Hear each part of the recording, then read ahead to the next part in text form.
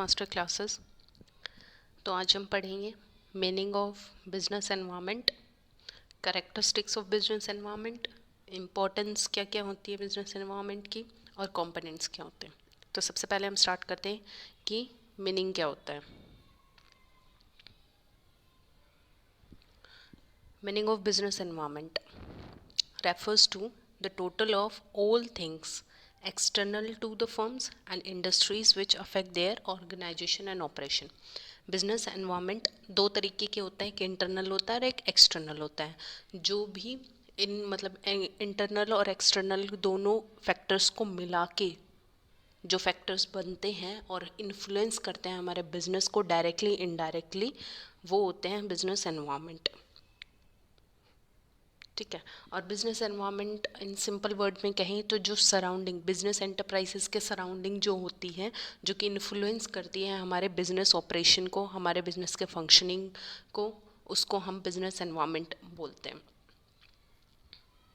अब पढ़ते हैं कि करेक्टरिस्टिक्स क्या क्या होती है बिजनेस एनवायरनमेंट की। फर्स्ट, ये क्या होता है, कॉम्प्लेक्स होता है नेचर के अंदर। कॉम्प्लेक्स इन नेचर का मतलब क्या है यहाँ पे,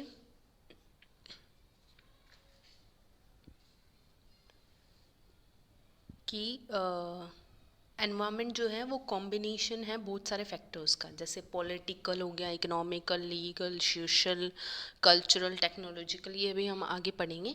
इन सब का क्या है, ये कॉम्बिनेशन है। तो ये जो फैक्टर्स है ये अफेक्ट करते हैं बिजनेस को बहुत सारी वे में, और दस ये इन्फ्लुएंस करते हैं बिजनेस को, जो कि रिकॉग्नाइज नहीं हो सकती इंडिपेंडेंटली। तो बहुत ही कॉम्प्लेक्स है नेचर के अंदर ये बिजनेस एनवायरनमेंट की, मतलब डिफरेंट डिफरेंट फैक्टर्स जो है इसको इन्फ्लुएंस करते हैं। सेकंड होता है डायनामिक। डायनामिक का मतलब होता है जो चेंजेस होते रहते हैं। तो एनवायरमेंटल चेंजेस तो होते ही रहते हैं पैसेज ऑफ टाइम के साथ, प्लान चेंज होते हैं, पॉलिसीज़ जो हैं बिजनेस की वो हमारी चेंज होती रहती हैं इन्वायरमेंट के साथ।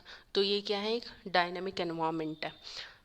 थर्ड वन होती है कि अनसर्टेनिटी रहती है। जो एक्सटर्नल बिजनेस एनवायरनमेंट है वो हमारा बहुत अनसर्टेन है, क्योंकि इंटरनली तो हम देख सकते हैं कि हमें कौन कौन सी पॉलिसीज़ मतलब चेंज करनी है, या फिर क्या हमें मैनेजमेंट के अंदर चेंज करना है। लेकिन एक्सटर्नल एनवायरनमेंट में क्या होता है, हमारा जो बिजनेस के बाहर होती है, जैसे गवर्नमेंट पॉलिसीज़ होगी, जैसे एलपीजी का इंट्रोडक्शन हो गया था एकदम से। तो ये सब कुछ क्या है कि अनसर्टेन है एक्सटर्नल बिजनेस एनवायरनमेंट। तो हमें इसको क्या करना पड़ता है, प्रेडिक्ट करना पड़ता है पहले से ही। जो सडन चेंजेस हैं वो कभी भी हो सकते हैं इसके अंदर। तो इसी की वजह से अनसर्टेन नेचर है इसका। स्टडी और एनालिसिस जो है, हम जो अनसर्टेनिटी का, वो हमारी क्या हो जाती है, डिफ़िकल्ट हो जाती है। फोर्थ वन आता है कि शॉर्ट टर्म और लॉन्ग टर्म इम्पैक्ट है। हर मतलब कोई भी जो चेंज आएगा एनवायरनमेंट के अंदर, वो शॉर्ट टर्म और लॉन्ग टर्म दोनों का इम्पैक्ट डालेगा बिजनेस के ऊपर। तो चेंज होगा एनवायरनमेंट, वो अफेक्ट करेगा उसकी प्रॉफिटेबिलिटी को। ऑब्वियस है, अगर फेवर में होगा तो प्रॉफिट ज़्यादा होगा, अगर अनफेवर होगा क्या होगा, प्रॉफिटेबिलिटी हमारी क्या हो जाएगी, कम हो जाएगी। तो प्रॉफिटेबिलिटी पे भी अफेक्ट डालते हैं ये, और प्रोडक्टिविटी पे भी, और डेवलपमेंट ऑफ बिजनेस यूनिट पे भी, बहुत शॉर्ट टर्म और लॉन्ग टर्म कि कितना हमारा बिजनेस चलेगा कितना नहीं चलेगा। तो ये बिजनेस एनवायरनमेंट क्या है, इंटरनल भी और एक्सटर्नल भी, दोनों ही हमारे शॉर्ट टर्म लॉन्ग टर्म जो हमारे बिजनेस है उनके ऊपर इम्पेक्ट डालता है। तो अब चलते हैं नेक्स्ट पे, फिफ्थ है अफेक्ट करता है डिफरेंट फॉर्म्स, सॉरी ये फॉर्म्स हैं, फॉर्म्स डिफरेंटली। इसके अंदर क्या है कि ज़रूरी नहीं है कि एक पर्टिकुलर चेंज जो आता है एनवायरनमेंट के अंदर वो अफेक्ट करे सारे बिजनेस को, मतलब सेम मैनर के अंदर। ठीक है। एक बिजनेस के लिए वो क्या हो सकता है, जो चेंज आ रहा है एनवायरनमेंट के अंदर वो क्या हो सकता है, अच्छा हो सकता है। जैसे टेक्नोलॉजी की फील्ड में अगर कोई चेंज आया, तो जो टेक्निकल जो मतलब अच्छी टेक्नोलॉजी यूज़ कर रहा है उनके लिए अच्छा है, लेकिन जो लेबर इंटेंसिव बिजनेस है उनके लिए वो अच्छा नहीं है। तो ये क्या हुआ कि अलग अलग बिजनेस के लिए अलग अलग इम्पैक्ट होता है जो हमारे चेंजेस होते हैं एनवायरनमेंट के अंदर। तो किसी के लिए अच्छा हो सकता है और किसी के लिए बेकार हो सकता है। तो सभी बिजनेस के लिए ये क्या है, डिफरेंट डिफरेंटली अफेक्ट करते हैं। नेक्स्ट पे चलते हैं हम। नेक्स्ट है हमारी कि इम्पोर्टेंस क्या क्या है हमारे बिजनेस एनवायरनमेंट के। बिजनेस एनवायरनमेंट के हमारे फर्स्ट है कि फर्स्ट मोर ओवर एडवांटेज, कि हमें जो है पहले ही एडवांटेज मिल जाती हैं कि हम ये देख सकें कि स्ट्रेंथ क्या है हमारी, वीकनेस क्या है हमारी, अपॉर्चुनिटीज़ क्या है हमारी, थ्रेट क्या है, चैलेंजेस क्या है, कि स्वॉट एनालिसिस करते हैं। इस पर भी मैं एक वीडियो बनाऊंगी proper. For first four more over advantage मिल जाती हैं हमें बिजनेस एनवायरनमेंट की वजह से, क्योंकि हम जो है इसकी अच्छे से स्टडी कर सकते हैं। करने के बाद जो है हमें पता लग जाएगा कि ये चेंजेस आने वाले हैं, तो इस अकॉर्डिंग क्या है हम अपने बिजनेस के अंदर पहले से ही एक चेंज कर लेंगे, तो जिसकी वजह से क्या होगा हमारा एडवांटेज में कन्वर्ट हो जाएगी वो थ्रेट जो भी है। सेकंड आता है early warning signal. Business environment क्या कर देता है, हमें अर्ली वार्निंग सिग्नल्स दे देता है कि ये चेंजेस आने वाले हैं। अगर आप मतलब ये आने वाले मतलब वो पहले बताता नहीं है, लेकिन बिजनेस एनवायरनमेंट की हेल्प से हम ये जो चीज़ें हैं वो आइडेंटिफाई कर सकते हैं, मतलब पहले ही हम आइडेंटिफाई कर सकते हैं। और फिर ये जो है हमें वार्निंग सिग्नल्स दे देते हैं कि टेक्नोलॉजी में चेंज आएगा या फिर कोई हमारे गवर्नमेंट पॉलिसी के अंदर चेंज आएगा, जिसकी हेल्प से हम मतलब प्रेडिक्ट कर सकते हैं ये चेंजेस, जिसकी हेल्प से क्या होगा हम अपने बिजनेस को प्रोटेक्ट कर सकते हैं उन चेंजेस से, कि हम क्या क्या पहले ही चेंज ला दें, सॉरी, जिसकी वजह से हम अपने बिजनेस को ग्रो कर सकें। थर्ड है स्ट्रेटजी फॉर्मेशन। तो बिजनेस एनवायरनमेंट है जो वो हमें हेल्प करती है स्ट्रेटजी फॉर्मेशन के अंदर, कि हम पहले ही हम पहले ही एनवायरनमेंट को प्रेडिक्ट कर लेते हैं कि ये चेंजेस आएगा। उसकी वजह से फिर क्या होता है कि हम अपनी स्ट्रेटजी इस फॉर्म में बनाते हैं कि हम अपने बिजनेस को रन कर सकें लॉन्ग टर्म के लिए। और स्ट्रेटजी हम इस फॉर्म में बनाएंगे कि जो हमारी चेंजेस आने वाले हैं उसके हिसाब से, मतलब हम जो चेंजेस को कॉप अप कर सके और उन चेंजेस के हिसाब से हम अपने बिजनेस को भी रन कर सके डायनामिकली। ठीक है, keep business dynamic and innovative. Fourth step ही आ गया कि हमें अपने बिजनेस को क्या करना चाहिए, हमें डायनामिक और इनोवेटिव रखना चाहिए। अवेयरनेस जो होगी एनवायरमेंटल चेंजेस की, वो हमारे बिजनेस मैनेजर्स को ज़्यादा अलर्ट और डायनामिक बनाएगी। डायनामिक का मतलब क्या होता है, चेंजेस करते रहना। ठीक है, तो ये जो है एक्सपेंड करेंगे, जो हमारे मैनेजर्स हैं उन्हें पहले ही पता लग जाएगा कि एनवायरमेंटल चेंजेस होने वाले हैं, तो वो क्या करेगा कि एक्सपेंड करेंगे अपने बिजनेसेस को as they when any favourable changes is taken place in the market. जब भी हमारी जो है फेवरेबल चेंजेस टेकन प्ले मतलब मार्केट के अंदर होगी, तो अपने बिजनेस को क्या करेंगे, एक्सपेंड करेंगे। अनफेवरेबल चेंजेस आएंगे मार्केट के अंदर, तो वो क्या करेंगे, अपने आप को प्रिपेयर कर लेंगे पहले कि हमें ये जो है चेंजेस फेस करने ही करने हैं, और प्लान करेंगे, अपनी स्ट्रेटजीज़ को बनाएंगे, उसके साथ कॉप अप करेंगे। इनोवेशन का मतलब होता है कि टू डू समथिंग न्यू, मतलब किसी से कुछ हट के करना, अलग करना। तो हमारे बिजनेस का यही एक गोल्डन रूल भी कह सकते हैं आज के डायनेमिक एनवायरनमेंट के अंदर, कि कस्टमर को कुछ ना कुछ नई चीज़ें चाहिए होती हैं, वो एक चीज़ से बोर हो जाता है। तो जो जितना ज़्यादा इनोवेटिव होगा उसका बिजनेस उतना ही ग्रो होगा, ये दिमाग में रखना चाहिए। तो एक इम्पोर्टेंस है कि हम क्या कुछ नया कर सकते हैं बिजनेस एनवायरनमेंट का, ये प्रेडिक्ट करके कि कंज्यूमर के टेस्ट में जैसे प्रेफरेंस में चेंज आ गया, तो हमें कुछ ऐसा पहले ही मतलब प्रेडिक्ट कर लिया और उस हिसाब से हमने कुछ इनोवेटिव, कुछ अलग प्रोडक्ट बना दिया जो कि सबसे अलग है। तो क्या होगा, हमारा ही प्रोडक्ट बिकेगा सबसे ज़्यादा, क्योंकि उन हमने टेस्ट प्रेफरेंस प्रेडिक्ट कर ली कस्टमर्स की और उनके हिसाब से हमने प्रोडक्ट बना दिया जो कि एक नया प्रोडक्ट होगा। तो सब क्या करेंगे, हमारे प्रोडक्ट को परचेज करेंगे, जिसकी वजह से हमारा बिजनेस जो है ग्रो होगा। फिफ्थ आता है ऑप्टिमम यूटिलाइजेशन ऑफ रिसोर्सेज। जब हम बिजनेस एनवायरनमेंट को स्टडी कर लेते हैं बहुत पहले से, तो इसका क्या इंपॉर्टेंस होगी कि ऑप्टिमम यूटिलाइजेशन होगी रिसोर्सेज की, जो भी अवेलेबल है एक बिजनेस यूनिट के अंदर। ये जो रिसोर्सेज है वो क्या क्या हो सकते हैं, फाइनेंशियल रिसोर्सेज हो सकते हैं, ह्यूमन, फिजिकल, ये सारे रिसोर्सेज हो जाते हैं। ठीक है, विदाउट इसकी कि इंटरनल और एक्सटर्नल एनवायरनमेंट रिसोर्सेज जो हैं वो हम यूज़ नहीं कर सकते हैं। मतलब कि इंटरनल और एक्सटर्नल एनवायरनमेंट को हम अच्छे से अंडरस्टैंड कर लें कि कहाँ पे हमें कैसे हमें यूज़ करना है, तो हम इन रिसोर्सेज को अच्छे से यूज़ कर सकते हैं इंटरनल और एक्सटर्नली। फिर आता है टू फ्रेम पॉलिसी। पॉलिसीज़ बनाने में हेल्प करता है हमें, क्योंकि हमें जब पॉलिसी बनाते हैं तो हमें दिमाग में रखना पड़ता है कि एनवायरनमेंट क्या डिमांड करता है। पहले क्या होती थी हमारी बिजनेस की, जो हमारी ओल्ड कंसेप्ट है, पहले ये होता था कि बिजनेस ने जो बना दिया वो कस्टमर्स को लेना ही पड़ेगा। लेकिन अब मॉडर्न कंसेप्ट क्या होता है कि बिजनेस किसकी वजह से चलता है, कस्टमर्स की सेटिस्फेक्शन की वजह से चलता है। अब बिजनेस वो बनाएगा जो कस्टमर चाहता है, ठीक है। तो अब बिजनेस इस चीज़ पे काम करता है। तो जो है पॉलिसी हमें किस में बनानी पड़ेगी अपने बिजनेस को रन करने के लिए, अगर पॉलिसी बनानी है तो किसके ध्यान पे बनानी पड़ेगी, जो एनवायरनमेंट की डिमांड है, जो हमारे कस्टमर की डिमांड है। तो इस हिसाब से हमें पॉलिसी स्ट्रेटजीज बनानी पड़ेगी। जैसे जैसे एनवायरनमेंट चेंज होता जाता है तो सक्सेस जो है किसी भी बिजनेस एंटरप्राइज की, वो डिपेंड करती है कि क्विक अडेप्टेबिलिटी क्या होती है, मतलब जो हमारे एनवायरमेंटल चेंजेस हो रहे हैं उसकी क्विक अडेप्टेबिलिटी। तो सबसे मतलब सक्सेस है बिजनेस की कि जितनी जल्दी हम अडेप्ट कर लेंगे उतना ही ज़्यादा अच्छा है। और पॉलिसी और स्ट्रेटजीज हम उसी के अकॉर्डिंग बनाएंगे ताकि हमारा बिजनेस अच्छे से रन हो। फिर आगे चलते हैं। नेक्स्ट हमारा बिजनेस एनवायरनमेंट, ये हम इसको कंपोनेंट्स भी बोल सकते हैं, हम इसको इसके टाइप्स भी बोल सकते हैं कि बिजनेस एनवायरनमेंट के अंदर जो है दो टाइप्स होते हैं, कंपोनेंट्स होते हैं। फैक्टर्स अफेक्टिंग भी बोल सकते हैं हम इसको। कौन कौन सा फैक्टर अफेक्टिंग है इसके अंदर, एक आता है इंटरनल एनवायरनमेंट एंड दूसरा आता है एक्सटर्नल एनवायरनमेंट। तो मेनली ये दो ही एनवायरनमेंट है, लेकिन इनके अंदर क्या है, सब एनवायरनमेंट है।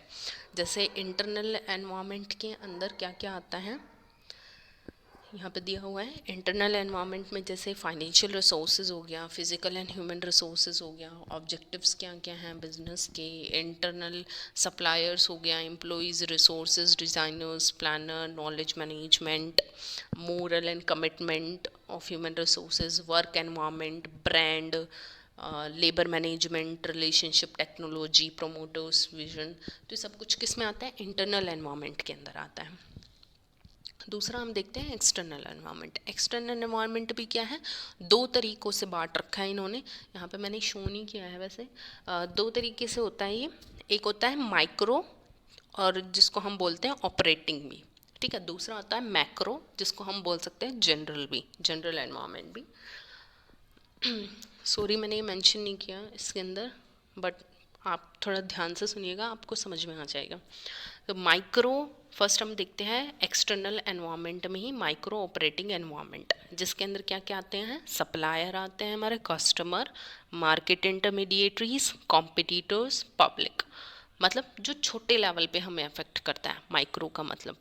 ऑपरेटिंग एनवायरनमेंट मतलब जो ये हमारी ऑपरेटिंग एक्टिविटीज़ को जो अफेक्ट करता है। सेकेंड वन आता है मैक्रो, जनरल एनवायरनमेंट, ठीक है, जो हमारे बड़े लेवल पे, जैसे इकोनॉमिक हो गया, पॉलिटिकल हो गया, social cultural, technological, natural, demographic, international, global.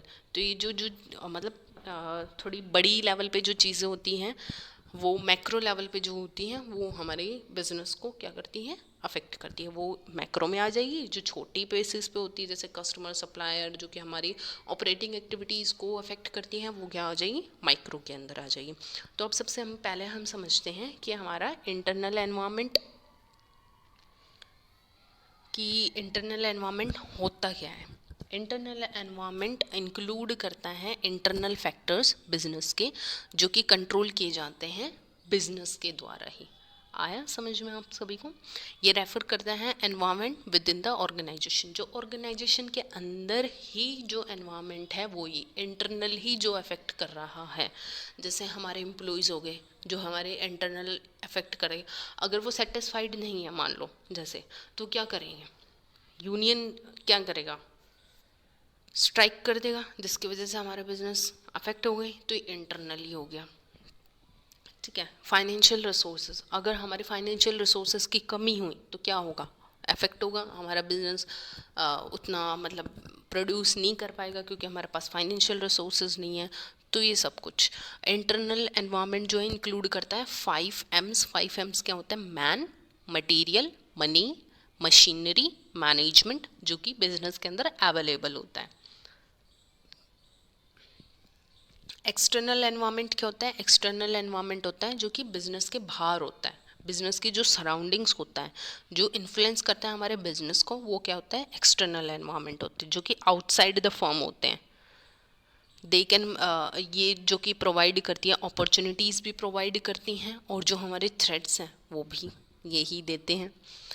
तो ये अब इन दोनों के अंदर डिफरेंस भी एक है कि इंटरनल एनवायरनमेंट को तो हम कंट्रोल कर सकते हैं, कुछ करेक्शन करके, कुछ मैनेजमेंट को अच्छा करके, अपने एम्प्लॉयज़ को खुश करके, और फाइनेंशियल जो है हम रिसोर्सेज बाहर से अडॉप्ट करके। लेकिन जो एक्सटर्नल एनवायरनमेंट है वो बिजनेस के कंट्रोल में नहीं रहता है, इंटरनल कंट्रोल में रहता है, एंड एक्सटर्नल एनवायरनमेंट बिजनेस के कंट्रोल में नहीं रहता है। अब पढ़ते हैं हम माइक्रो ऑपरेटिंग फैक्टर्स क्या होते हैं। जो होते हैं फोर्सेस जो कि क्लोज होते हैं कंपनी पे, जो कि अफेक्ट करती हैं उसकी एबिलिटी टू वर्क को।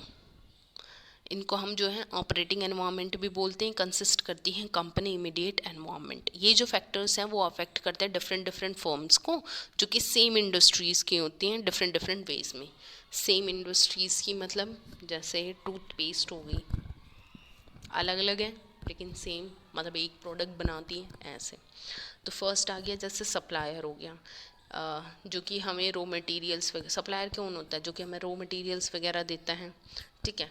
तो कंपोनेंट एक बिजनेस यूनिट का बहुत ही ज़रूरी। तो अगर हमारा जो सप्लायर है वो रिलायबल होगा तो हमारा बिजनेस क्या होगा, स्मूथली रन करेगा। अगर रिलायबल नहीं होगा तो क्या करेगा, बिजनेस हमारा रुक जाएगा, क्योंकि वो हमें इन्वेंट्री ही नहीं देगा। इन्वेंट्री मतलब यहाँ पे क्या है, हमें स्टॉक ही नहीं देगा वो।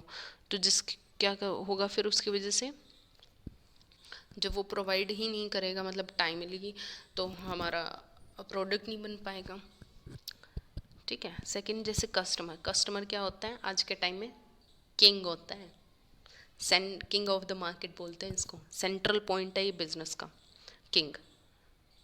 किंग कौन है अब, कस्टमर, ठीक है। तो किसी भी बिजनेस ऑर्गेनाइजेशन की जो सक्सेस है वो डिपेंड करती है उसकी कस्टमर आइडेंटिफिकेशन पे। उनकी नीड क्या है, उनकी टेस्ट क्या है, उनकी लाइकिंग क्या है, ताकि वो जो है एनहेंस कर सके अपने कस्टमर की सेटिस्फेक्शन को। तो यहाँ पे क्या है कि अगर हम कस्टमर्स को अच्छा सेटिस्फाई रखेंगे तो हमारे कस्टमर्स क्या करेंगे, हमारे प्रोडक्ट को खरीदेंगे, जिसकी वजह से हमारा बिजनेस अच्छा चलेगा। और अफेक्ट कैसे करेंगे, अगर हम उनके अकॉर्डिंग या उनकी नीड्स के अकॉर्डिंग अगर हम प्रोडक्ट नहीं बनाएंगे तो क्या होगा, हमारा वो प्रोडक्ट ही नहीं खरीदेंगे फिर आते हैं कॉम्पिटिटर्स। कॉम्पिटिटर्स कैसे अफेक्ट करते हैं कि बिजनेस जो है वो एडजस्ट करती हैं अपनी वेरियस एक्टिविटीज़ को, एक्शंस को, रिएक्शंस को, किसके अकॉर्डिंग, कॉम्पिटिटर्स के अकॉर्डिंग। कॉम्पिटिटर्स का मतलब है कि जो अदर बिजनेस यूनिट्स हैं जो कि मार्केटिंग बना रही है, मतलब प्रोड्यूस कर रही है सिमिलर प्रोडक्ट बहुत ही क्लोजली। सब्स्टिट्यूट जो होता है, जैसे कोलगेट मान लो, जैसे सॉरी कोलगेट नहीं, कोलगेट हो गया और रेड पेस्ट हो गया, तो दोनों क्या है, सेम प्रोडक्ट बना रही हैं, दोनों की मार्केटिंग स्ट्रेटेजीज लगभग सेम ही होंगी। तो जो वो दोनों जो है compete कर रही हैं एक दूसरे, तो यह कंपिटिटर्स हो गए। जैसे पे मैक्रो फोर्सेस जो होते हैं वो अनकंट्रोलेबल होते हैं in comparison to macro forces जो होते हैं एनवायरनमेंट की।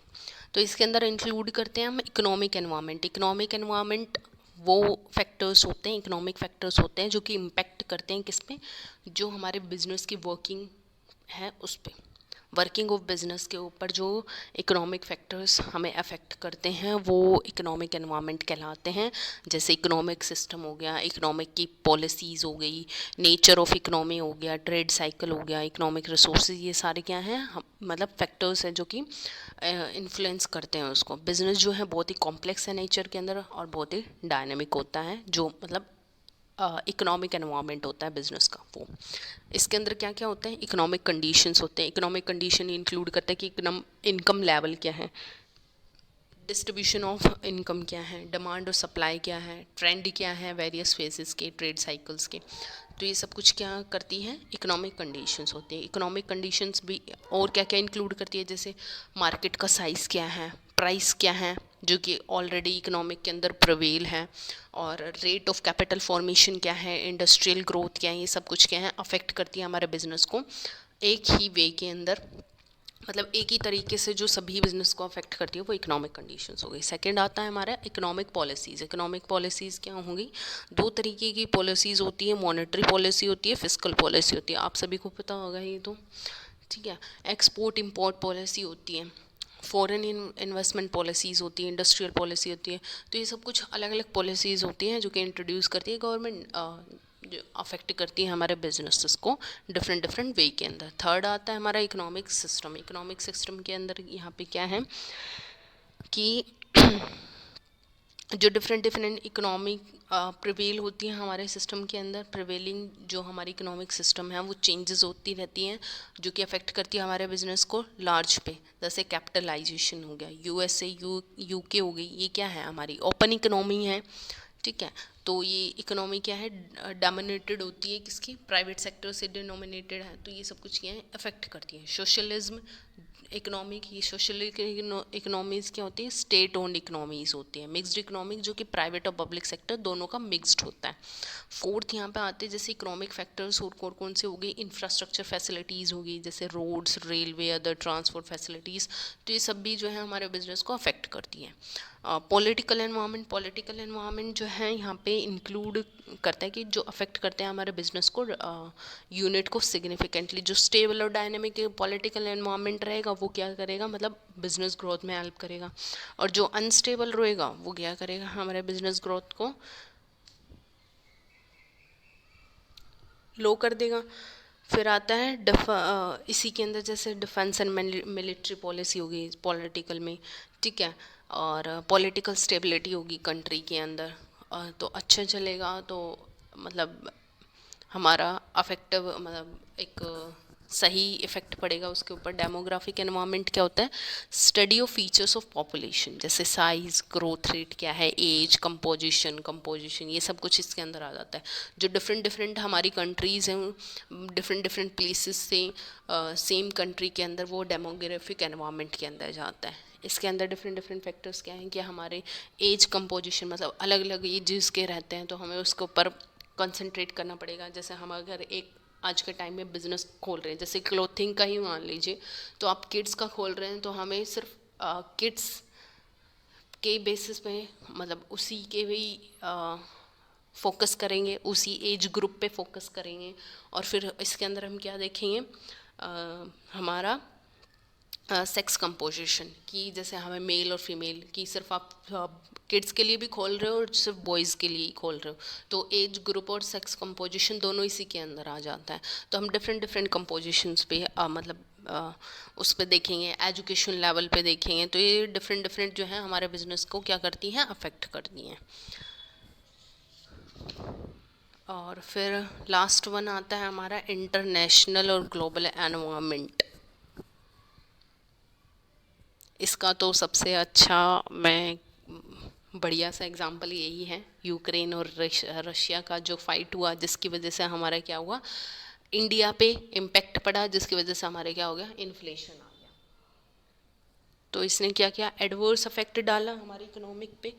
तो ये किसके अंदर आएगी, इंटरनेशनल एनवायरनमेंट पे आएगी। किसी को नहीं पता था, एकदम से ही एनवायरनमेंट, बिजनेस एनवायरनमेंट में चेंज आ गया, जो कि एक्सटर्नली था। और एक्सटर्नल में भी किस में था, ये मैक्रो के अंदर था।